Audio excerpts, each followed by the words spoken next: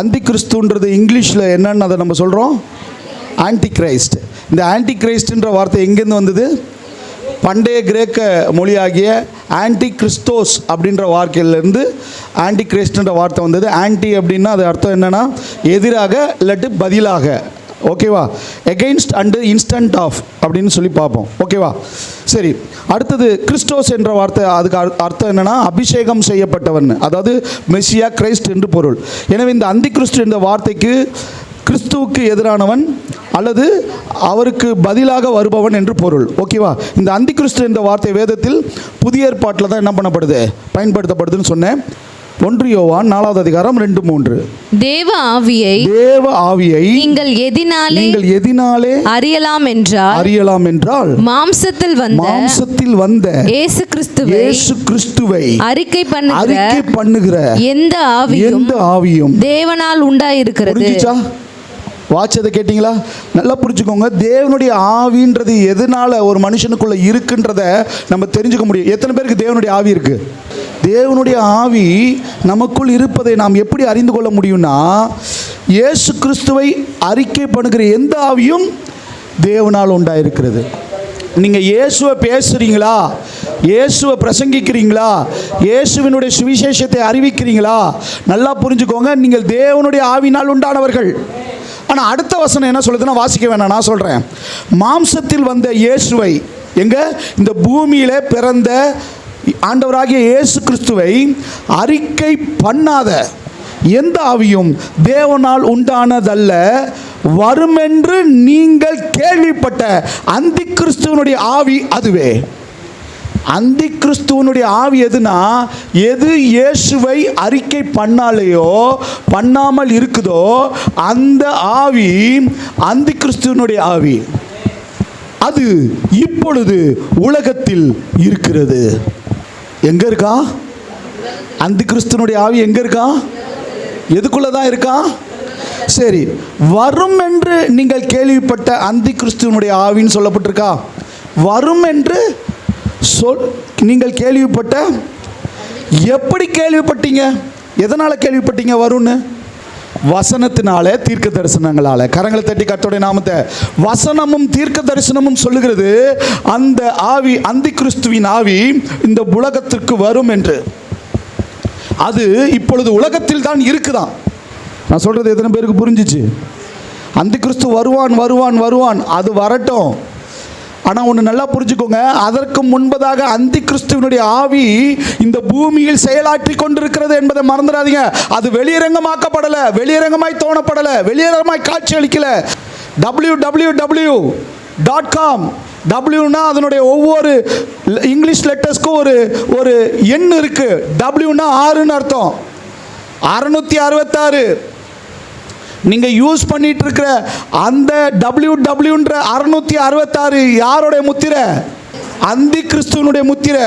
அவன் மறைமுகமாய் செயலாற்றி கொண்டிருக்கிற காலத்தில் தான் நம்ம இருக்கிறோம். அவனுடைய வளையத்துக்குள்ளே இருக்கிறோம். தேவ பிள்ளைகளே, எச்சரிக்கை. அந்தி கிறிஸ்து வெளியரங்கமாக்கப்படுவான் ஒரு நாள். அதை குறித்து நான் பின்னாடி பேசுகிறேன். இங்கே வேதம் தெளிவாய் சொல்லுகிறது பாருங்க, வசனம் தெளிவாக சொல்லுது. 1 யோவான் 2வது அதிகாரம் 18ஆம் வசனத்தில் விதமாய் சொல்லப்பட்டிருக்கு, பிள்ளைகளே, இது கடைசி காலமாக இருக்கிறது. அந்தி கிறிஸ்து வருவான் என்று நீங்கள் கேள்விப்பட்டபடி இப்பொழுது அநேக அந்தி கிறிஸ்துக்கள் இருக்கிறார்கள். அதிலே இது கடைசி காலம் என்று அறியோம். இப்போ இந்த வசனம் 2 காரியத்தை சொல்லிருச்சு. எனக்கு அப்படியே ஷாக்காக இருக்குது. என்ன 2 காரியம்? ஒன்று என்னன்னா, பிள்ளைகளே, இது கடைசி காலமாக இருக்கிறது. அந்தி கிறிஸ்து வருவான் என்று நீங்கள் கேள்விப்பட்டபடி. அந்தி கிறிஸ்து வருவான் அப்படின்னா அது ஒருமையா பன்மையா? இங்கே வசனம் சொல்லுது, அந்தி கிறிஸ்து வருவான் என்று நீங்கள் கேள்விப்பட்டபடி. அந்தி கிறிஸ்து அப்படின்னா அது ஒருமையா பன்மையா? ஏன் அந்தி கிறிஸ்து அப்படின்னு சொல்லப்பட்டிருக்கு? சரியா? ஓகே. அடுத்த அந்த தொடர்ச்சி என்ன சொல்லப்பட்டிருக்கு? இப்பொழுதும் அநேக அந்தி கிறிஸ்துக்கள் இருக்கிறார்கள். அநேக அந்தி கிறிஸ்துக்கள் அப்படின்னா அது ஒருமையா பன்மையா? இங்கே ஒருமையும் சொல்லப்பட்டிருக்கு அந்தி கிறிஸ்துவை குறித்து. அந்தி கிறிஸ்துவை பன்மையாகவும் சொல்லப்பட்ட வசனம் இந்த வசனம். அப்போனா நீங்கள் ஒன்று நல்லா புரிஞ்சுக்கணும், அந்தி கிறிஸ்து என்று ஒருவன் இருக்கிறான். அந்த அந்தி கிறிஸ்து ஒரு நாள் வெளிப்படுவான். அதற்கு முன்பதாக அந்தி கிறிஸ்துவின் ஆவி பன்மை, பல வகையில், பல சூழல்களில், பல காலங்களில் அந்தி கிறிஸ்து வெளிப்படுகிறான், பன்மையாய் வெளிப்படுகிறான். சொல்கிறது எத்தனை பேருக்கு புரிஞ்சிச்சு? 1 யோவான் எழுதப்பட்ட காலம் எப்போ? கிபி 80லேருந்து கிபி 95 வரைக்கும். அந்த இடைப்பட்ட காலத்தில் தான் இந்த 1 யோவானால் எழுதப்பட்டது. யோவான் தான் யாரும் என்ன பண்ணார்? இந்த 1 யோவானை எழுதினார். இந்த 1 யோவானை எழுதுகிற யோவான் கிபி 80லேருந்து 95க்குள்ளே இதை எழுதியிருக்காரு. அப்போ எழுதும் போதே அவர் என்ன சொல்கிறாரு? இப்பொழுது அநேக அந்தி கிறிஸ்துக்கள் இருக்கிறார்கள், அதனாலே இது கடைசி காலம் என்று அறிவோம். கிட்டத்தட்ட 2000 வருஷத்துக்கு முன்னாடியே யோவான் அந்த காலத்திலே அந்தி கிறிஸ்துக்கள் இருக்கிறாங்கன்னு எழுதிட்டார். நான் சொல்ல வர காரியம் எத்தனை பேருக்கு புரியுது? 2000 வருஷத்துக்கு முன்னாடியே யோவான் அந்த நாள்லேயே கடைசி காலம் இது, இந்த கடைசி காலத்தில் அந்தி கிறிஸ்துக்கள் இருக்கிறாங்கன்னு எழுதியிருக்கிறாருன்னா நல்லா புரிஞ்சுக்கோங்க. இந்த காலம் எதை வச்சு அவர் கடைசி காலம்னு சொல்கிறாரு? 2000 வருஷம் காண்டியும் இன்னும் போயிட்டுருக்கு அப்படின்னா இது கிருபையின் காலம், கிருபையின் காலம், கடைசி காலம். இந்த கிருபையின் காலத்தில் அந்தி கிறிஸ்து என்ன பண்ணுறான் அப்படின்னா தன்னுடைய வேலைகளை அந்தி கிறிஸ்துவின் ஆவியினாலே செயல்பட்டு கொண்டிருக்கிறான். கடைசி காலத்தில் இருக்கிறோம். இனி கடைசி காலத்தில் அந்தி கிறிஸ்து நேரடியாய் பகிரங்கமாக தன்னை வெளிப்படுத்துவான். ரெவலேஷன் 6வது அதிகாரத்தில் பார்க்க முடியும். வெளிப்படுத்தல் 6ல் அந்தி கிறிஸ்து தன்னை வெளிப்படுத்துகிறதை பார்க்க முடியும். வெள்ளை குதிரையில் ஒருத்தன் வருவான்னு இருக்கா? ஆமேன். ஒரு அல்லேலூயா சொல்லுங்களேன், ஒரு அல்லேலூயா சொல்லுங்களேன். இப்போ இந்த அந்தி கிறிஸ்துவை குறித்து பார்க்கும்போது நிகழ்வுகள் நடைபெறுவதற்கு முன்னர் அவற்றின் நிழல் தோன்றுவது போல அந்தி கிறிஸ்து தோன்றுவதற்கு முன் அநேக அந்தி கிறிஸ்துக்கள் தோன்றுவார்கள். புரிஞ்சுச்சா? அந்த வசனத்தோட அர்த்தம் புரிஞ்சுச்சா? ஒருமையில் சொல்லப்பட்டிருக்கு, பன்மையில் சொல்லப்பட்டிருக்கு. ஒருமையில் சொல்லப்பட்ட அந்தி கிறிஸ்து ஒரு நாள் வெளிரங்கமாக தன்னை வெளிப்படுத்துவான். அதற்கு முன்னாடி அந்தி கிறிஸ்துவின் ஆவிகள் இந்த பூமியில் நாம் வாழுகிற யோவான் வாழ்ந்த அந்த காலத்துலேயும் இருக்குது, இப்பொழுதும் இருக்குது. ஏன்னா இதை வச்சு நமக்கு ஒன்று புரிஞ்ச முடிஞ்சது, நாம் கடைசி நாட்களில் வாழ்ந்து கொண்டிருக்கிறோம். சபை கடைசி நாட்களில் வாழ்ந்துட்டு இருக்கு தேவ பிள்ளைகளை. இந்த அந்தி கிறிஸ்துவனுடைய ஆவி உங்களை மோசம் போகாதபடி ஜாக்கிரதையா இருங்க. நான் சொல்கிறது எத்தனை பேருக்கு புரிஞ்சிச்சு? பாஸ்டர், அந்த அந்தி கிறிஸ்து வந்தால் நாங்கள் ஒரு கை பார்த்துட்றேன், நானா அவனான்னு பார்த்துட்றேன்றதை எத்தனை பேர் சொல்கிறீங்க? எத்தனை பேர் சொல்கிறீங்க? ஆனால் அதை செய்ய முடியுமா? நல்லா புரிஞ்சுக்கங்க. அந்தி கிறிஸ்து எப்படி செயல்படுவான்றதுன்னு உங்களுக்கு தெரியல. இந்த வரைக்கும் யார் யாரெல்லாம் அந்தி கிறிஸ்துவாக எழும்புனாங்கன்றது உங்களுக்கு தெரியுமா? சொல்லுங்கள், எத்தனை அந்தி கிறிஸ்து எழும்பியிருக்காங்க? அந்தி கிறிஸ்துவனுடைய ஆவியை குறித்து இன்றைக்கி பார்க்கும்போதே கவனிங்க. எதெல்லாம் அந்தி கிறிஸ்து ஆவி, என்னென்ன அந்தி கிறிஸ்து ஆவி எழும்புனதுன்றதை தெரிஞ்சுக்கோங்க. எதெல்லாம் அந்தி கிறிஸ்துவ காரியங்கள்ன்றதை தெரிஞ்சுக்கிட்டிங்கன்னா நீங்கள் அந்த அந்தி கிறிஸ்துவுக்கு வஞ்சிக்கப்படாதபடி ஜாக்கிரதையாக இருக்க முடியும். அதுக்கு தான் இவ்வளோ தூரம் தொண்டு தண்ணி போக கத்திக்கிட்டு இருக்கிறேன். சொல்கிறது புரியுதா? ஒரு ஆமேன்னு சொல்லுங்களேன். சரி, யார் இந்த அந்தி கிறிஸ்துவின் ஆவிகள்? யார் இந்த அந்தி கிறிஸ்துவின் ஆவிகள்? சரி, 1 யோவான் 4:3 அதுக்கு முன்னாடி எடுத்து வாசிங்க. 1 யோவான் 4:3. மாம்சத்தில் வந்த இயேசு கிறிஸ்துவை, மாம்சத்தில் வந்த இயேசு கிறிஸ்துவை அறிக்கை பண்ணாத எந்த ஆவியும் தேவனால் உண்டானதல்ல. இது யாரால் உண்டானதல்ல? இது நான் முன்னாடியே உங்களுக்கு சொன்னேன்ல. இப்போ யார் இந்த அந்தி கிறிஸ்துன்றதுக்குள்ளே போவோம். எத்தனை பேருக்கு தெரிஞ்சுக்க விரும்புகிறீங்க?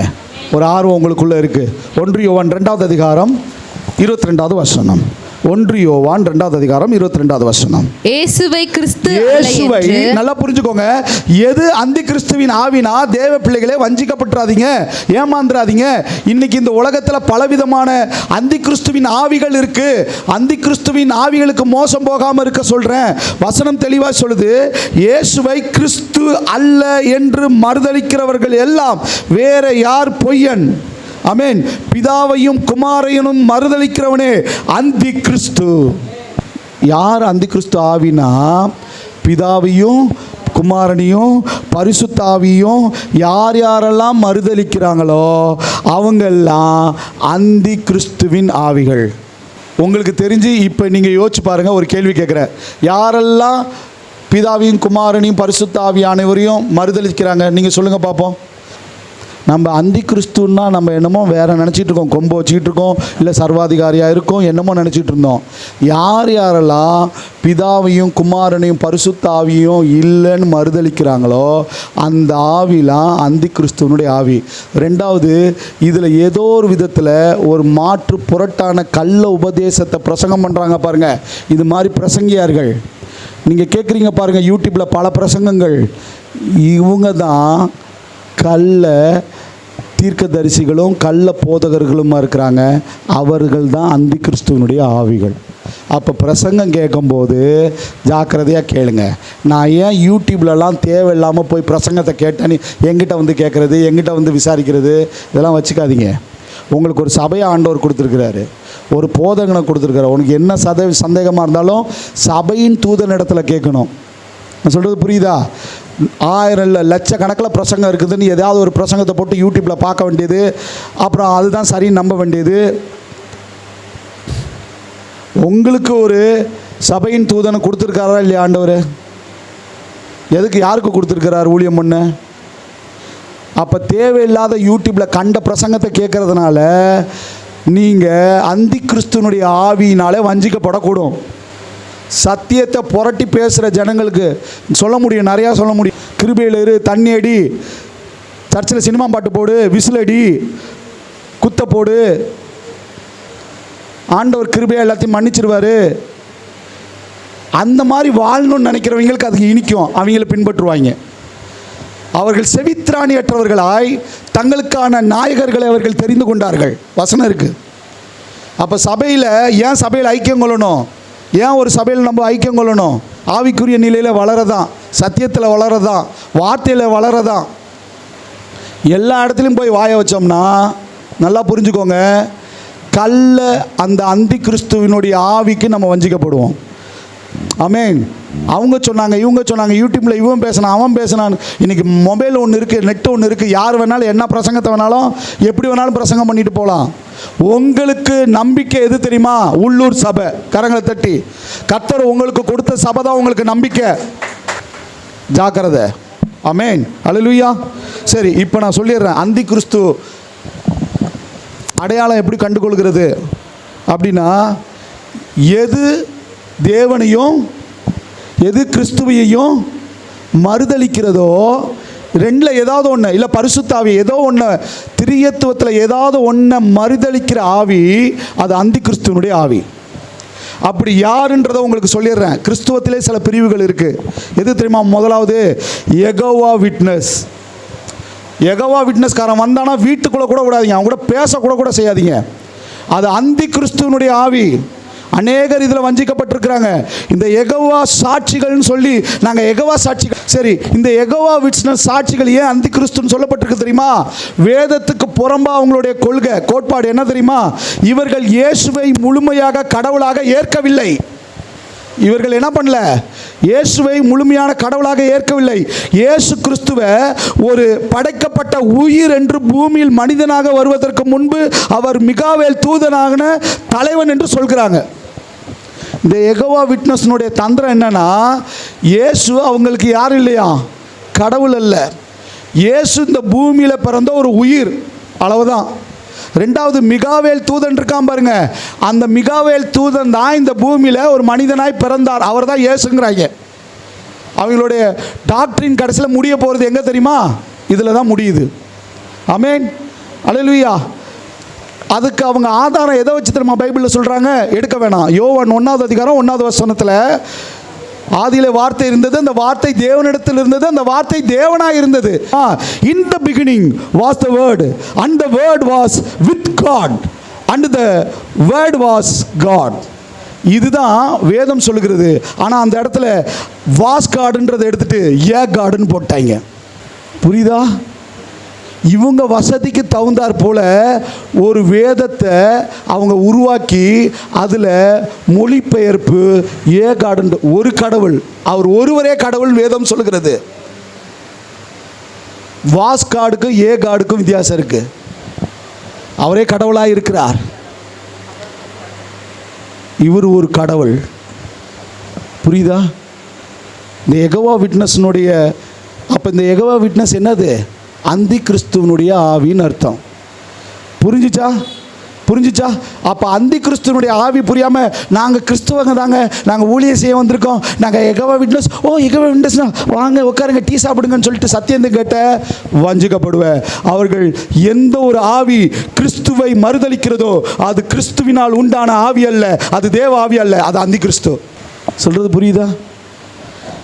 நான் சொன்னது புரிஞ்சா? ரெண்டாவது, அந்தி கிறிஸ்துவனுடைய ஆவியை திரையை உரிச்சு காமிக்கிறேன். மார்மோனிசம்னு ஒரு குரூப் இருக்குது. என்னது இது? நீங்கள் கேள்விப்பட்டிருக்க மாட்டீங்க, பைபிள் காலேஜ் ஸ்டூடெண்ட்ஸ்க்கு தெரியும். மார்மோனிசம் சொல்லுங்க. இந்த மார்மோனிசம் என்ன தெரியுமா சொல்லுது? இவர்கள் இயேசுவை ஒரு படைப்பாக ஆன்மீக குழந்தை என்று கருதுகிறார்கள். யாரா? இயேசு யாரா? ஒரு ஆன்மீக குழந்தை. இவர்களது போதனையின்படி இவங்க போதிக்கிறாங்களே, இந்த போதனையின்படி இயேசுவும் லூசிஃபரும் சகோதரர்களா? யாரா? இயேசுவும் லூசிஃபரும் சகோதரர்கள் என்றும், மனிதர்கள் காலப்போக்கில் கடவுளாக, இவர்கள் 2 பேரும் சகோதரர்கள், இவர்கள் 2 பேரும் ஒரு சாதாரண மனிதர்கள், காலப்போக்கில் இவங்க கடவுள் ஆயிட்டாங்கன்றாங்க. இது யாரு? மார்மோனிசம். சொல்றது புரியுதா? ஒரு ஆமேன் சொல்லுங்களேன். இந்த ஆவி என்ன ஆவி? தேவனையும் கிறிஸ்து இயேசுவையும் அறிக்கை பண்ணாத மறுதலிக்கிற ஆவிதான் அந்தி கிறிஸ்துவனுடைய ஆவி. அப்போ நான் சொன்ன யெகோவா விட்னஸ் என்ன ஆவி? என்ன ஆவி? எதனால் யெகோவா விட்னஸ் அந்தி கிறிஸ்துவனுடைய ஆவின்னு சொன்னேன்? மிகாவேல் தூதர் தான் இயேசு, அவர் தான் மிகாவேல் தூதர் தான் என்னவா வந்தாராம்? இயேசுவா இந்த பூமியில் ஒரு உயிராக மனிதனாய் பிறந்தாருன்ட்டாங்க. இவங்க இப்படி சொல்லிட்டாங்க. மூணாவது இன்னொரு ஆவியை உங்களுக்கு எடுத்து காமிக்கிறேன். ஒற்றுமை கொள்கைவாதிகள். இவங்க யார் தெரியுமா? இவர்கள் திரியேகத்தை நிராகரிக்கிறாங்க. பிதா, குமாரன், பரிசுத்த ஆவி, இந்த திரியேகத்தை என்ன பண்ணுறாங்க? நிராகரிக்கிறாங்க. கடவுள் ஒருவரே. அவங்களுடைய கான்செப்ட் என்னது? கடவுள் ஒருவரே என்றும் இயேசு ஒரு சிறந்த மனிதர். யாரா? இயேசு யாரு? ஒரு சிறந்த மனிதர் அல்லது தீர்க்கதரிசி. இவர் ஒரு சிறந்த மனிதரோ இல்லை தீர்க்கதரிசி மட்டுமே தவிர இயேசு யார் கிடையாது. கடவுள், அவர் ஒரு மனிதர். ஆமென். கடவுள் அல்ல. இது யாரா? ஒற்றுமை கொள்கைவாதிகள். இந்த குரூப் என்ன பண்ணுதுன்னா ஜனங்களை வஞ்சிக்குது. இயேசு ஒரு மனிதர். ஆமென். அல்லேலூயா. இயேசு தெய்வம் அல்ல, திரியேகம் என்பது இல்லை, தேவன் மாத்திரம்தான், பரிசுத்த ஆவியானவரும் கிடையாது, இயேசுவும் கிடையாதுன்னு வஞ்சிக்கப்படாமல் ஜாக்கிரதையாக இருங்க. இந்த ஆவி என்ன ஆவி? இந்த ஆவி என்ன ஆவி?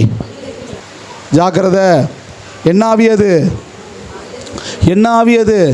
நாலாவது இன்னொரு காரியம் சொல்கிறேன். ஆரியன் கொள்கை, ஆரியனிசம். என்னது? ஆரியனிசம். இந்த ஆரியனிசம்ன்றது என்னென்னா, இது ஒரு பண்டைய கள்ள போதனை ஆகும். பண்டைய கல்லட போதனைனா, ஆண்டவராக இயேசு கிறிஸ்து இருந்த காலத்திலே அந்தி கிறிஸ்துக்கள் இருந்தாங்கன்னாங்களே. நான் சொல்கிறது புரியுதா? ஆமென். இதன்படி இயேசு பிதாவினால் படைக்கப்பட்டவர் என்றும், ஒரு காலத்தில் அவர் இல்லை, பழைய ஏற்பாட்டில் அவர் ஆமென் இல்லை என்றும் அவங்க என்ன பண்ணுறாங்க? இயேசு பழைய ஏற்பாட்டில் இருந்தார் அப்படின்றதெல்லாம் இல்லைங்க. அவர் ஒரு படைக்கப்பட்ட ஒரு மனிதர், அளவுதான். இதுதான் அவங்களுடைய போதனை. இது என்ன ஆவி? இது என்ன ஆவி?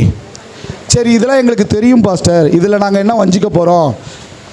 தெரிந்து கொள்ளப்பட்டவர்களும் வஞ்சிக்கப்படுவாங்கன்னா, அவன் எந்த அளவுக்கு சத்தியத்தை தனக்கு சாதகமாக வசனத்தை திருப்பி உங்கள்கிட்ட எவ்வளோ அழகாக உங்கள் மண்டையை கழுவுவாங்கன்னு பார்த்துக்கோங்க.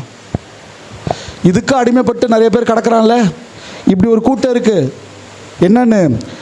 இயேசு பழைய ஏற்பாட்டில் கிடையாதுங்க, அவர் புதிய ஏற்பாட்டில் தான் இருக்கிறார். அவர் ஒரு உயிரினம், அவர் தேவனால் படைக்கப்பட்ட ஒரு படைப்பு. தேவன் ஒருவர், அவர் மட்டும்தான், தேவன் மாத்திரம்தான், பிதா மட்டும்தான், யார் கிடையாது. பிதாவையோ பரிசுத்தாவியோ இல்லாட்டி இயேசுவையோ மறுதலிக்கிற நிராகரிக்கிற ஆவி என்ன ஆவி இல்லை, அது தேவனால் உண்டான ஆவி அல்ல. அது எந்த ஆவி? ஏன் இவ்வளோ தூரம் நான் இதை சொல்கிறேன்னா, உங்கள் வீடை தேடி வரலாம், உங்கள் காலேஜில் இருக்கலாம். இப்போ நீ காலேஜ் படிக்கிற, உன் ஃப்ரெண்டு ஒருத்தவ யெகோவா விட்னஸில் மாட்டியிருக்கலாம், அவளுக்கு ஜாக்கிரதையாரு. நீ ஸ்கூல் படிக்கிற, உன் ஃப்ரெண்டு ஒருத்தவ யெகோவா விட்னஸில் மாட்டியிருக்கலாம், மார்மோனிசத்தில் குரூப்பில் இருக்கலாம், ஆமென், ஆரியனிசமில் இருக்கலாம், உங்கள் வீட்டு பக்கத்தில் யாராவது ஒருத்தவங்க இருக்கலாம். ஜாக்கிரதை. ஜாக்கிரதை. ஆமென், அல்லேலூயா. அவங்க கூட நீங்கள் சேருவீங்கன்னா அவங்கள ஒரு நாள் எங்கள் கூட வாங்கன்னு வாங்க. சரி கூப்பிட்றாங்க, 10 தடவை கூப்பிட்டாங்க, தவிர்க்க முடியல, இன்றைக்கி ஒரு தடவையாவது அவங்க கூட போன அந்தி கிறிஸ்துவனுடைய ஆவிக்குள்ளே சிக்கிக்கொள்வீங்க. ஆமென். நான் சொல்கிறது புரியுதா? எத்தனை பேருக்கு புரியுது? ஒரு ஆமேன் சொல்லுங்களேன், ஒரு அல்லேலூயா சொல்லுங்களேன். அடுத்தது பெர்கிராம்னு ஒரு டீம் இருக்குது, தெரியுமா? எத்தனை பேருக்கு தெரியும்? பெர்கிராம்னு ஒரு கூட்டம் இருக்குது. இந்த பெர்கிராம்ன்ற கூட்டம் என்னன்னா, இயேசு ஆமாங்க, அவர் இரட்சகர் தாங்க, அவர் மீட்பர் தாங்க, அவர் சிலுவையில் அறையப்பட்டாருங்க, அவருடைய ரத்தம் தாங்க நம்ம பாவம்லாம் கழுவுச்சு. கேட்க இனிமையாக இருக்குது. அன்பு சகோதரனே, கை கோத்துறாத.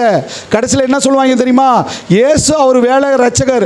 இயேசு என்பதற்கு அவர் தமது ஜனங்களின் பாவங்களை நீக்கி ரட்சிக்கிறவர், ரட்சித்துட்டாரு. இப்போ இயேசுக்கிட்ட ஆண்டவர்கிட்ட போயிட்டாரு. இப்போ மறுபடியும் வரப்போறாருல, அவர் கிடையாது, இயேசு கிடையாது, பெர்கம் தான் வரப்போறாரு.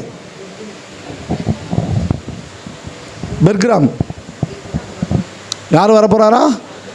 பெர்கிராம் வரப்போறாராம். ஒரு சிலர் சொல்கிறாங்க அமெரிக்காவில் பெர்கிராம் வந்துட்டாருன்னு. நான் சொல்கிறது புரியுதா? இவங்க எப்படின்னா பாதி இயேசுவை ஏற்றுக்கிட்டாங்க. என்னன்னு? இரட்சகர் இயேசு தான், ஆனால் மீண்டும் வரப்போகிறேன்றாருல ரெண்டாவது வருக. இயேசு வரமாட்டார், அவர் வேலையை முடிச்சுட்டு போயிட்டார். இப்போ அடுத்து வரப்போகிறது யார்? இப்படி ஒரு உபதேசம் இருக்குது. எத்தனை பேருக்கு தெரியும்? தெரிந்து கொள்ளப்பட்டவர்களும் வஞ்சிக்கப்படுற நிலையில் இருக்கிறோம். தேவ பிள்ளைகளே, ஜாக்கிரதை ஜாக்கிரதை ஜாக்கிரதை. ஒரு ஆமேன் சொல்லுங்களேன், ஒரு அல்லேலூயா சொல்லுங்களேன். அல்லேலூயா, ஆமேன். இன்னொன்று சொல்லி இப்போ நான் முடிக்கிறேன். இப்போ முடிக்க போகிறேன். யார் அந்தி கிறிஸ்துன்னு சொல்லும் போது இவ்வளோ காரியம் சொன்னேன்ல, இதெல்லாம் உங்களுக்கு பிரயோஜனமாக இருக்குது. இன்னும் இது மாதிரி நிறையா இருக்கும். இன்னொன்று, நான் இயேசுனே சொல்லி பூமியில் இருந்தவங்க இருக்காங்க தெரியுமா? இருக்கிறவங்க இருக்காங்க தெரியுமா? அதை எடுத்து சொல்கிறேன், கவனிங்க. உலகத்தில் பல்வேறு காலகட்டங்களில் தங்கள் இயேசுவின் மறுபிறவி அல்லது 2ஆம் வருகை என்று கூறிக்கொண்ட பல நபர்கள் இருக்கிறாங்க. யார் தெரியுமா? ஒன்று, இன்ட்ரி கிறிஸ்டோ, பிரேசிலில் இருக்கிறார். யாரா?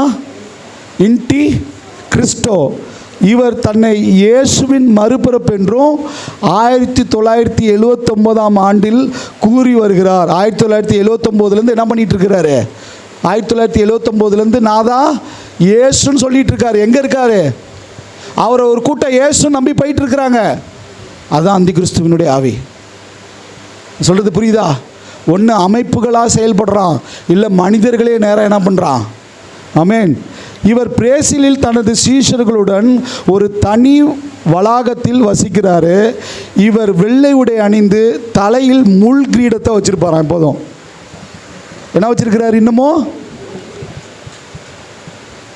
யாரா அவரு? இயேசுவான். இப்படி ஒரு அந்தி கிறிஸ்துவனுடைய ஆவி.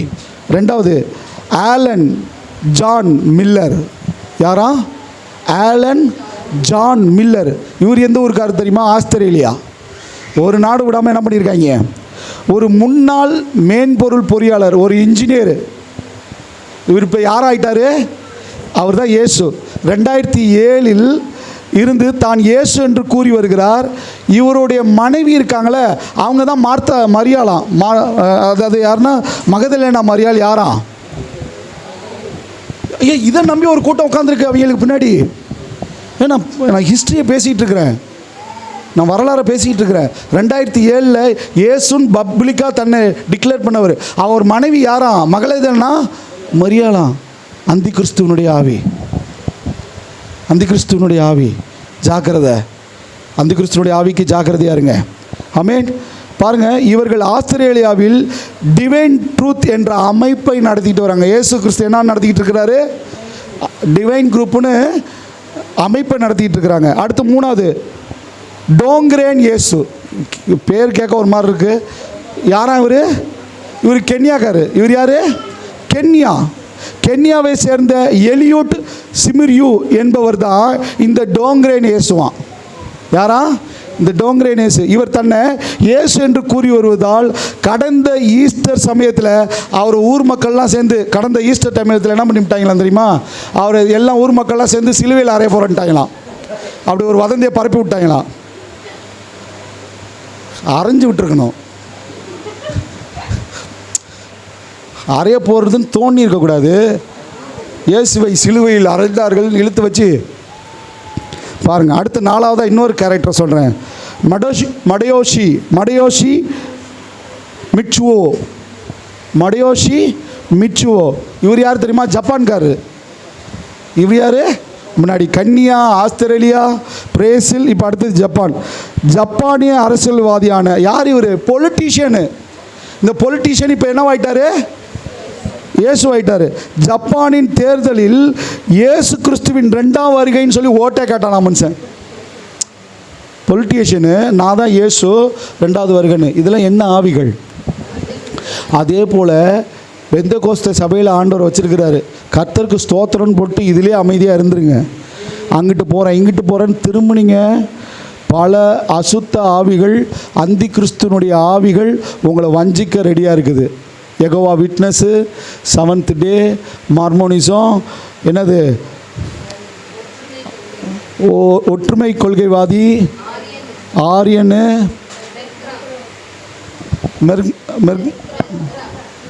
மெர்கிராம், என்னமோ வாயில் வருது அவன் பேரெல்லாம் பாருங்க. ஆனால் வசனம் தெளிவாக சொல்லுது. ஆமென். அப்போ இவங்களை கூப்பிட்டு இவங்க கூட ஒரு 10 பேர் போயிட்டாங்களா? நான் ஒரு கேள்வியோடு முடிக்கிறேன். 100 பேர் போயிட்டாங்களா? 1000 பேர் போயிட்டாங்களா? லட்சக்கணக்கான பேர் இவங்களுக்கு பின்னாடி இருக்கிறான். கோடிக்கணக்கான பேர் இதை நம்பிட்டு இருக்கிறான். இதுதான் அந்தி கிறிஸ்துவனுடைய ஆவி. எந்த ஆவி உங்கள்கிட்ட வந்து இயேசுவை மறுதலிக்குதோ, இல்லை தேவனை மறுதலிக்குதோ, இல்லை பரிசுத்த ஆவியானவரெலாம் இல்லைன்னு சொல்லுதோ, புரிஞ்சுக்கோங்க, அந்த ஆவி அவனுக்குள்ளே என்ன ஆவி இருக்குது? என்ன ஆவி இருக்குது? இதோடு ஒன்று சொல்கிறேன், ஏன் ஒருத்தன் தண்ணியே இயேசு, நான் தான் இயேசு, நான் தான் வந்திருக்கேன்னு சொன்னானா அவனுக்குள்ளே என்ன ஆவி இருக்குது? ஏன் எல்லாத்தையும் சொன்னீங்க, இந்தியா விட்டீங்களே. இந்தியா விடுறதோட கேரளாவை பார்த்துக்கோமா. கேரளாவில் யார் இருக்காரா? கேரளாவில் யார் இருக்காரு? இயேசு இருக்காராம். அதுவும் பாவம் இயேசுக்கு டீக்கு கூட வழி இல்லாமல் என்ன பண்ணிகிட்டு இருக்காராம்? பிச்சை எடுத்துகிட்டு இருக்காராம். ஒரு டீம் போயிட்டுருக்காங்க, ஒரு கூட்டம் போயிட்டுருக்காங்க நம்ம திருச்சியிலேருந்து. எங்கே? இயேசுவை பார்க்க போயிட்டுருக்காங்க. எவ்வளோ மண்டையில் ஏதாவது இருக்கா? பைபிள் இருக்க, வசனம் இருக்க. அவர் எங்கே வருவார், எப்படி வருவார், எப்படி இருக்கும் அவருடைய வருகை, ரகசிய வருகை எப்படி இருக்கும், இதெல்லாம் தெரிஞ்சுக்கிட்டு போய் டீ குடிக்க போகிற இயேசுவை. அதுலேயும் படித்தவங்க தான் ஏன் போய் விழுந்திருக்காங்க. அதையும் படித்தவங்க தான் கேட்டுக்கிட்டு என்ன பண்ணுறாங்க? ஜாக்கிரதை. அன்பு தேவ பிள்ளைகளே, நான் சொல்கிறது எத்தனை பேருக்கு புரிஞ்சிச்சு? ஒரு ஆமேன்னு சொல்லுங்களேன். ஆமேன். 2 யோவான் 1ஆவது அதிகாரம் 7ஆம் வசனத்தை வாசிங்க. 2 யோவான் 1:7. மாம்சத்தில் வந்த இயேசு கிறிஸ்துவை அறிக்கை பண்ணாத அநேக வஞ்சகர். நான் சொன்ன பார்த்தீங்களா, கிறிஸ்துவத்தில் இத்தனை பிரிவு, இத்தனை மனுஷங்க, அநேக வஞ்சகர்கள் உலகத்திலே தோன்றி இருக்கிறார்கள். இப்படிப்பட்டவனே வஞ்சகனும். எது அந்தி கிறிஸ்துவனுடைய ஆவின்னு புரிஞ்சிச்சா? யார் அந்தி கிறிஸ்துன்னு புரிஞ்சிச்சா? எத்தனை பேருக்கு பிரயோஜனமாக இருந்துச்சு? ஒரு ஆமேன்னு சொல்லுங்கள். எத்தனை பேருக்கு பிரயோஜனமாக இருந்துச்சு? நல்ல கரங்களை தட்டி. இப்போ நான் இன்றைக்கி உங்களுக்கு சொல்கிறது, இத்தனை ஆவிகளை ஐடென்டிஃபிகேஷன் பண்ணது போல் அந்தி கிறிஸ்துவனுடைய ஆவியை நீங்கள் டக்குன்னு ஒருத்தவன்ட்டு தெரிஞ்சுக்கணுன்னா, திடீர்னு ஒருத்தவன் ஆண்டவரை போல் வரான், இல்லை ஊழியக்காரனை போல் உங்கள் பைபிளை தூக்கிட்டு வருவான் அப்படின்னா, மொதல் வார்த்தை உங்களுக்கு சம்மந்தமே இல்லாமல் அவனை ஒருத்தன் பைபிளை தூக்கிட்டு பிரதர் சிஸ்டர் பிரைஸ் லார்ட் அப்படின்னு யாராவது வந்தால் முதல்ல பாஸ்டருக்கு ஃபோன் அடிச்சிருங்க. சொல்கிறது புரியுதா? அப்படி அந்த நேரத்தில் பாஸ்டர் ஃபோன் எடுக்கலை, அடித்தேன், நீங்கள் சுவிட்ச் ஆஃபு பாஸ்டர், நீங்கள் பிஸியாக இருந்தீங்க அப்படின்னா, உங்களுக்கு ஒரு யுத்தியை கற்றுக் கொடுக்குறேன். அவன் பேச விடும்போது பேச பேச அவன் தேவனை மட்டும் பேசுகிறான், இயேசுவை பேசலைன்னா அவனுக்குள்ளே என்ன இருக்குது? அவன் இயேசுவை மட்டும் பேசுகிறான், தேவனே இல்லைன்னு சொன்னானா? அவங்க 2 பேரை மட்டும் பேசிட்டு பரிசுத்த ஆவியே இல்லைன்னு சொன்னான்? இல்லை இந்த 3ல் ஒரு ஆள் மட்டும்தான், மற்றவங்கெல்லாம் தெய்வம் இல்லைன்னு சொன்னா? வேலை ஐயா, நான் மனுஷனுக்கு மனுஷன் மரியாதை கொடுக்குறவன், எந்திரிச்சு நான் சொல்கிறதுக்கு முன்னாடி ஓடி போயிருன்னு சொல்லி விரட்டி விட்ருங்க. சொல்கிறது புரியுதா? வச்சு டீ கொடுத்து முகதாச்சனை பார்த்து தண்ணி கொடுத்தீங்க, நாளைக்கு இங்கே பார்க்க முடியாது, யெகோவா விட்னஸில் தான் உங்களை பார்க்க முடியும். போயிட்டேன்னு நான் வந்து வருத்தப்பட்டுக்கிட்டு கண்ணீர் விட்டுக்கிட்டு வர வேண்டியது தான். அடுத்து என் மண்டே கழுவ வருவாங்க அந்த ஆளுகளை கூட்டிகிட்டு. என்னன்னு பாஸ்டர், இல்லை நம்ம தான் தப்பாக நினச்சிட்டோம். வசனம் தெளிவாக சொல்லுதியா, திரித்துவத்தில் ஒன்று இல்லைன்னு சொன்னால் கூட அந்த அந்தி கிறிஸ்துவனுடைய ஆவி. விழுந்து போயிடாதீங்க. சரி, அந்தி கிறிஸ்து ஆவி என்றால் என்னன்னு சொன்னேன். அடுத்தது யார் அந்தி கிறிஸ்துன்றதையும் சொல்லிட்டேன். மூணாவது ஒரு செகண்டு வசனத்தை எடுத்து காமிக்க விரும்பல, நேரம் இல்லை. இந்த அந்தி கிறிஸ்துனுடைய ஆவி எப்படி கிரியை செய்யணும்னு சொல்லட்டுமா? அந்தி கிறிஸ்துனுடைய ஆவினால அது உண்மையான ஆவி அல்ல, அது போலியான ஆவி. எத்தனை பேருக்கு நான் சொல்கிறது புரியுது? இயேசு உண்மைனா அந்தி கிறிஸ்து என்னது? இயேசு உண்மைனா அந்தி கிறிஸ்து என்னதுமா? அப்போ அந்த போலியான ஆவி யாரு? யார் உங்கள்கிட்ட போலியாய் நடந்துக்கிறாங்களோ, போலியாக பேசுகிறாங்களோ, போலியாக செயல்படுகிறாங்களோ அவங்களுக்குள்ளே என்ன ஆவி இருக்குது? புரிஞ்சிச்சா? அவன் இங்கே ஒரு பேச்சு பேசுவான், வெளியில் ஒரு பேசுவான், நம்மள்கிட்ட ஒன்று பேசுவாங்க. அந்த ஆவி என்ன ஆவி? தேவப்பிள்ளையே ஜாக்கிரதை. இயேசு உண்மையான ஆவினா அந்தி கிறிஸ்துவனுடைய ஆவி. சரி பாஸ்டர், இன்னொரு விஷயம், இந்த ஆவி அப்போ போலியான ஆவியை நமக்கு எதிர்த்து மற்ற ஆவிகளை போல, மற்ற காரியங்களை போல நமக்கு விரோதமாக செயல்படுமா அப்படின்னா, நான் சொல்கிறத 100% கவனிச்சுக்கோங்க. அப்படி நமக்கு விரோதமாக போராடாது. அந்தி கிறிஸ்துவனுடைய ஆவி நமக்கு விரோதமாக செயல்படாது, அது போலியான ஆவி. இப்போ உங்களுக்கு ஏதோ ஒரு பிரச்சனை, இல்லை ஏதோ ஒரு தேவை, ஏதோ ஒரு கலக்கம், ஏதோ ஒரு நெருக்கடி, அப்போ உங்களுக்கு விரோதமாக போராடுகிறவன் தான் பிசாசுன்னு நினைப்பீங்க. உங்களுக்கு ஆதரவாக பேசினவங்களை யாருன்னு நினைப்பீங்க? சொல்லுங்களேன். இப்போது நான் மறுபடியும் கேட்குறேன், உங்களுக்கு ஒரு பிரச்சனை, ஒரு போராட்டம், ஒரு நெருக்கடி, ஒரு சூழல், அந்த சூழலில் ஒருத்தவங்க உங்களுக்கு விரோதமாக நிற்கிறவங்கள நீங்கள் யாருன்னு நினைப்பீங்க? பிசாசுன்னு நினைப்பீங்க. பிசாசு நமக்கு விரோதமாக போராடுறான்னு பிசாசை நம்ம அப்படி தான் நினச்சிக்கிட்டு இருக்கோம். ஆனால் இந்த அந்தி கிறிஸ்துவனுடைய ஆவி போலியான ஆவி. இந்த ஆவி உங்களுக்கு விரோதமாக நிற்காது. நீங்கள் கஷ்டத்தில் இருக்கும்போது, பிரச்சனையோடு இருக்கும்போது, ஒரு நெருக்கடியில் இருக்கும்போது உங்களுக்கு ஆதரவாக, உங்களுக்கு சமாதானத்தை தர மாதிரி வந்து நிற்கும். அதுதான் அந்தி கிறிஸ்துவனுடைய ஆவி. இப்போ நான் என்ன பண்ணுவேன், எனக்கு ஆறுதல் அற்று இருக்கும்போது, எனக்கு உதவி அற்று இருக்கும்போது, நான் பிரச்சனையோடு இருக்கும்போது, அப்போ ஆதரவாக வந்து அது நிற்கும்போது, அது சமாதானத்தை எனக்கு கொடுக்கும்போது அதை நான் ஏற்றுக்கொள்வேன். இந்த ஆவி தான் அந்தி கிறிஸ்துவனுடைய ஆவி. ஒருத்தவன் உங்களுக்கு உதவி பண்ணா, ஒருத்தவன் வாலண்டரியாக வந்து உங்களுக்கு நல்லது பண்ணா, உடனே ஆண்டவர் எனக்கு அனுப்பிச்ச தேவதூதன் நினச்சிடாதீங்க. அந்த ஆவி என்ன ஆவின்னு முதல்ல பகுத்தறிங்க. நான் சொல்கிறது 100% உண்மை. உங்களுக்கு உதவி செய்ய வர ஆவி இது தேவனால் உண்டான ஆவியா, இது அந்தி கிறிஸ்துவின் ஆவியா? இந்த அந்தி கிறிஸ்துவனுடைய ஆவி சும்மா வந்து உங்களுக்கு உதவி செய்யாது. பின்னாடி அதற்காக ஒரு ஆதாயத்தோடு உங்களுக்கு வந்து உதவி பண்ணும். அந்த ஆதாயம் என்ன தெரியுமா? உங்கள்கிட்ட சமாதானத்தை கொடுத்து, உங்கள் நட்பேரை ஏற்படுத்திக்கிட்டு, உங்களோட ஐக்கியமாயிட்டு, கடைசியில் அது பாம்பாய் உங்களுக்கு விரோதமாய் மாறும். அப்போ தான் தெரியும் அதோட சுயரூபம் என்னன்னு. அது வரைக்கும் ஒரு சமாதானமாக வெள்ளை குதிரையில் வந்தானே, வெளிப்படுத்தல் 6வது அதிகாரம், அவன் எப்படி வந்தான்? ஐயா, ஆண்டவராக இயேசு கிறிஸ்துனுடைய வருகை வந்துருச்சு, சபை எடுத்துக்கொள்ளப்பட்டுருச்சு. எடுத்துக்கொள்ளப்படும் போது ஆக்சிடென்ட்ஸ்லாம் நடக்குது, கொத்து கொத்தாய். ஒவ்வொரு நாட்டிலையும், ஒவ்வொரு ஊர்லேயும், ஒவ்வொரு தெருவிலையும் ஜனங்கள் காணாமல் போகிறாங்க. ட்ரெயின் ஓடிட்டுருக்கு, திடீர்னு ஓட்டிகிட்டு இருக்க டிரைவர் யார்? ஒரு இயேசுனுடைய ஆண்டவருடைய பிள்ளை எடுத்துக்கொள்ளப்பட்டான்.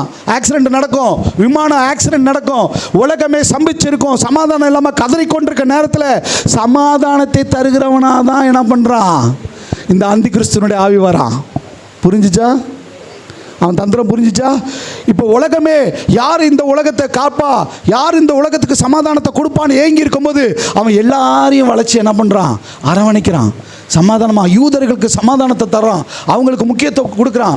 கடைசியில் யூதர்களுக்கு ஆதரவாக அந்த கைவிடப்பட்ட காலத்துக்கு அப்புறமும் 3 வருஷம் தன்னை வெளிக்காட்டல, யூதர்களுக்கு ஆதரவாக தான் இருக்கிறான், இஸ்ரவேலர்களுக்கு ஆதரவாக தான் இருக்கிறான். கடைசியில் அந்த 3 வருஷத்துக்கு அப்புறம் தான் அவன் தன்னை வெளிப்படுத்துகிறான். தேவாலயத்தில் போய் உட்காந்து நான் தான் கடவுள் வழங்குறான்ட்டான். யார் உங்களுக்கு உதவி செஞ்சாலும் சரி, உதவி கிடைச்ச வரைக்கும் நல்லது, ஏசப்பா எனக்கு அனுப்புனாருன்னு நினைக்கிறதுக்கு முன்னாடி அந்த ஆவியை பகுத்தறியலைன்னா நீ அந்தி கிறிஸ்துவனுடைய ஆவியில் சிக்கிக்கொள்ளுவ, அடிமையாக்கப்படுவ. எந்த மனுஷனுக்கு அடிமையாகாதீங்க, தேவனை தவிர வேறுவருக்கும் அடிமையாகாதீங்க. தேவனுக்கு மாத்திரமே நம்ம அடிமைகள், இந்த அந்தி கிறிஸ்துவனுடைய ஆவி உன்னை அடிமைப்படுத்துகிற ஆவி, உனக்கு நல்லது பண்ணுறது போல வேஷம் தரிக்கிற ஆவி, உனக்கு சமாதானத்தை தரப்ப, உனக்கு எதிராக நின்னாதானே நீ தப்பானவன் நினைப்ப, கெட்டவன் நினைப்ப. உனக்கு ஆதரவாக இருக்கிறவனை நீ என்ன நினைப்ப, உனக்கு நல்லது பண்ணுறவனை நீ என்ன நினைப்ப. சமாதானமே இல்லாமல் இருக்கிறேன், எனக்கு சமாதானத்தை கொடுத்தது அவன் தான். இப்போ யாருக்கு நீ அடிமையாயிட்ட? இப்போ இந்த சமாதானம் கொடுத்தவன் உன்னை கொஞ்சம் கொஞ்சமாக உன்னை ஆட்கொள்ளுவான். கொஞ்சம் கொஞ்சமாக உன் சுவாபத்தை, உன் கேரக்டரை, உன் தேவையை எல்லாத்தையும் அவன் கண்ட்ரோலுக்குள்ளே கொண்டு வந்துட்டு இப்போ காட்டுவான் பாரு அவனுடைய வேகத்தை, அவன் புத்தியை, அவன் சுவாபத்தை. இதுதான் அந்தி கிறிஸ்துவனுடைய ஆவி, இதுதான் அந்தி கிறிஸ்துவனுடைய கிரியை. நான் சொன்னது எத்தனை பேருக்கு புரிஞ்சிச்சு? நான் ப்ராக்டிக்கலாக பேசுகிறேன், தெளிவாய் பேசுகிறேன். ஒவ்வொரு ஆவியும் அதனுடைய கிரியை எப்படி இருக்குன்றதை பேசியிருக்கிறேன். இனியும் சபை வஞ்சிக்கப்படாதபடி ஜாக்கிரதையாக இருங்க. இது உங்களுக்கும் பொருந்தும், எனக்கும் பொருந்தும். எவன் உதவி பண்ண வந்தாலும் இந்த உலகத்தில் பெத்த தாய் தகப்பனாக இருந்தால் கூட நல்லது செய்யும்போது ஒரு ஆதாயம் இல்லாமல் செய்கிறது கிடையாது. எவன் ஒருத்தன் வாலண்டரியாக வந்து உங்ககிட்ட எந்த ஆதாயம் இல்லாமல் எனக்காக வந்து நிற்கிறான்னா நல்லா புரிஞ்சுக்கோ, அவனுக்குள்ளே அந்தி கிறிஸ்துவனுடைய ஆவி இருக்குன்னு அர்த்தம். சின்ன மீனை போட்டு தான் பெரிய மீனை பிடிக்க போகிறான்னு அர்த்தம். நல்லா புரிஞ்சுக்குங்க தேவ பிள்ளைய, ஜாக்கிரதை. அதனால் நன்மை செய்கிற எல்லாரையும் கெட்டவங்களா பாருங்கன்னு சொல்லலை, அவங்க கனிகளினாலே நீங்கள் அறிவிங்க. எவன் தேவனுக்கு கீழ்ப்படியாமல் இருக்கிறானோ, எவனுக்குள்ள தேவனுடைய ஆவி கிரியை செய்யாமல் இருக்குதோ, எவனுக்குள்ள உலகத்தின் பிரபஞ்சத்தின் அதிபதி அவனுடைய செய்கையினால் கிரியைகளினால் நிரம்பி இருக்கிறானோ, எவன் ஒரு கனிகளில் ஒழுங்கினமாக இருக்கிறானோ அவனுக்குள்ள நல்ல ஆவி இல்லை. நல்ல ஆவி கெட்ட கனியை கொடுக்காது, கெட்ட ஆவி நல்ல கனியை கொடுக்காது. பைபிள் இருக்குது.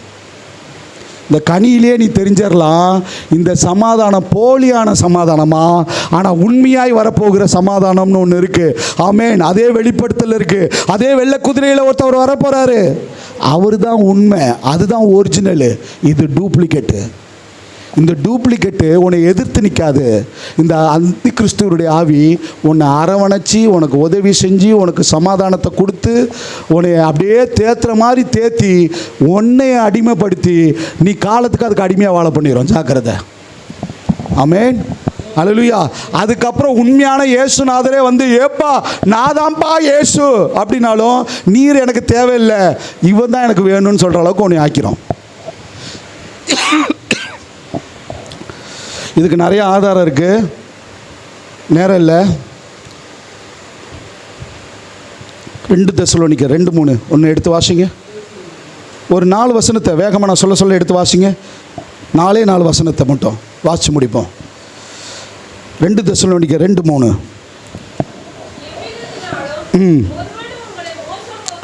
எவ்விதத்தினாலும் ஒருவனும் உங்களை மோசம் போக்காதபடி எச்சரிக்கையாக இருங்க. ஏனெனில் விசுவாச துரோகம் முந்தி நேரிட்டு கேட்டின் மகனாகிய பாவ மனுஷன். நல்லா புரிஞ்சுக்கோங்க, அந்தி கிறிஸ்துவுக்கு இன்னொரு பேர் இருக்கு. என்ன தெரியுமா? கேட்டின் மகன் இல்லை, கேட்டின் மகன் மட்டும் இல்லை, பாவ மனுஷன் இருக்கு. யார் அது? ஆமென். நெடுக்க வேணாம், நேரம் இல்லை. 2 தெசலோனிக்கர் 2:8 அக்கிரமக்காரன் அந்தி கிறிஸ்துவுக்கு ஒரு பேர் இருக்கு. பேலியால்னு சொல்லி 2 கொரிந்தியர் 6வது அதிகாரம் 15ஆம் வசனத்தில் பேலியால்னு அந்தி கிறிஸ்துவுக்கு பேர் இருக்கு. அது மட்டும் இல்லை, வெளிப்படுத்தல் 11வது அதிகாரத்தில் அந்த அந்தி கிறிஸ்துவுக்கு மிருகம்னு ஒரு பேர் இருக்கு. ஆமென். அல்லேலூயா. அது மாத்திரமல்ல, ஏசாயாவில் ஆசிரியன்னு சொல்லி என்ன பண்ணிருக்கு, அசிரியன் சொல்லி அவனுக்கு என்ன இருக்குது, ஒரு பேர் இருக்குது. அது மாத்திரமல்ல, ஏசாயா 14வது அதிகாரத்தில் பாபிலோனியர் ராஜான்னு அந்தி கிறிஸ்துவுக்கு ஒரு பேர் இருக்குது. அதெல்லாம் யார்?